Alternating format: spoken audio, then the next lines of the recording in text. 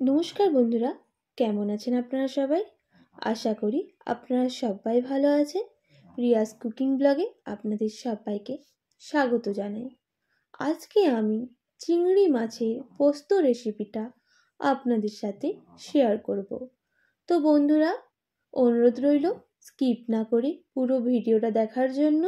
আর আমার চ্যানেলটাকে একটা like, comment, share and subscribe করে দেবেন।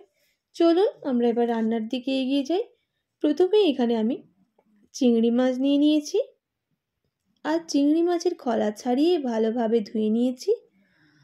আর এদিকে লাগছে কোচানো পেঁয়াজ, আর লাগছে 3টা কাঁচা লঙ্কা, আর লাগছে পোস্ত। এরপর সব উপকরণগুলো আমি নিয়ে নিয়েছি। এরপর আমি চিংড়ি মাছটাকে ম্যারিনেট করে নেব। এর জন্য আমি এর মধ্যে দিয়ে দিয়েছি লবণ, হলুদের গুঁড়ো, আর দিয়ে দিচ্ছি সর্ষের তেল। এবার ভালো করে এটা মাখিয়ে নেব আমি। এইভাবে চিংড়ি মাছের পোস্ত বানালে সত্যি টেস্টি লাগে। আর এর মধ্যে আমি দিয়ে দিচ্ছি পোস্ত বাটা, কাঁচা লঙ্কা, পোস্ত একসাথেই বেটে নিয়েছিলাম, মাখিয়ে নিচ্ছি এর মধ্যে। এবার আমি ম্যারিনেট করার জন্য রেখে দেব।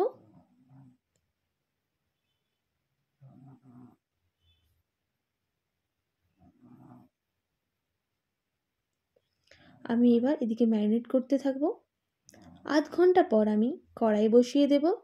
আর কড়াইটা গরম হয়ে গেলে আমি এর মধ্যে দিয়ে দেব 2 টেবিল চামচের মতো সর্ষের তেল।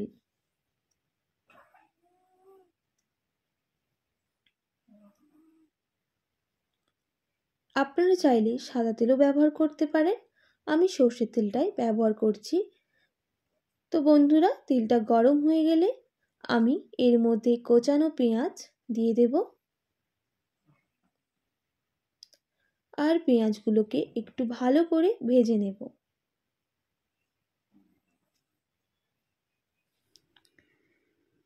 পেঁয়াজগুলোকে নাড়াচাড়া করে ভেজে নিচ্ছি।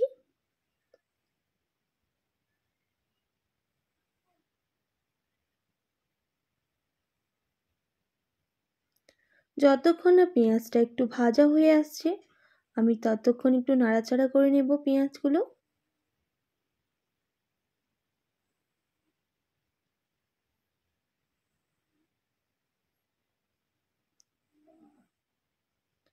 দেখুন, পেঁয়াজটা কিছুটা ভাজা হয়ে এসেছে।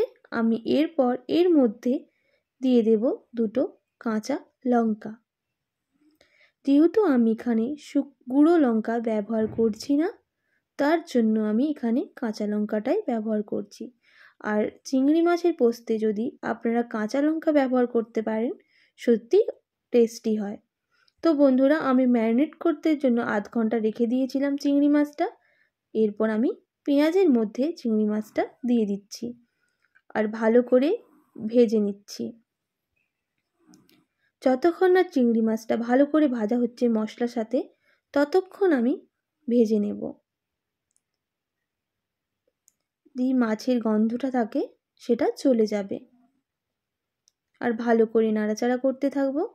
এখানে গ্যাসের ফ্লেমটা একদম লোতে থাকবে, না হলে পোস্তগুলো ছিটকে চলে যাবে। তার জন্য একদম লো ফ্লেমে আপনারা এটা নাড়াচাড়া করবেন।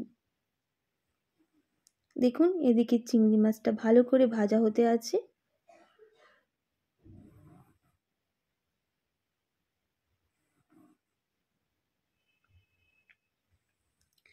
এরপর আমি এর মধ্যে দিয়ে দেব জল।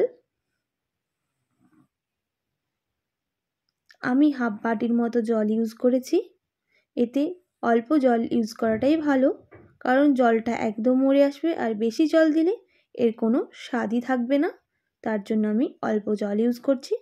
এবার আমি এর মধ্যে দিয়ে দেব সামান্য লবণ।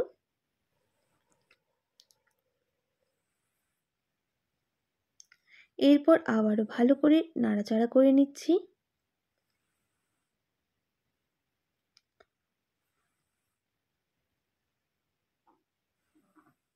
দেখুন, ফুটে ফুটে একদম কমে এসেছে।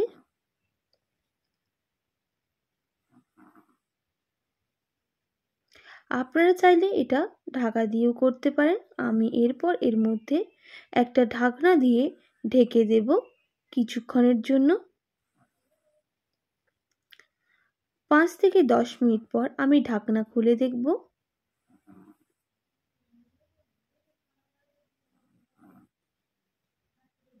এবার আমি নাড়াচাড়া করে নিচ্ছি আবারও। দেখুন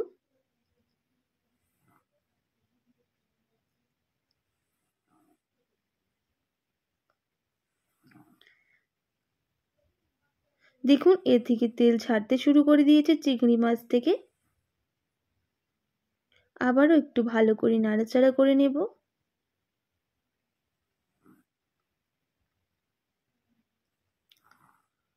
তো বন্ধুরা, এইভাবে অবশ্যই আপনারা চিংড়ি মাছের পোস্তটা বাড়িতে ট্রাই করবেন। একদম রেডি হয়ে এসেছে। আমি এবার একটা পাত্রের মধ্যে চিংড়ি মাছের পোস্তটাকে নামিয়ে নেব।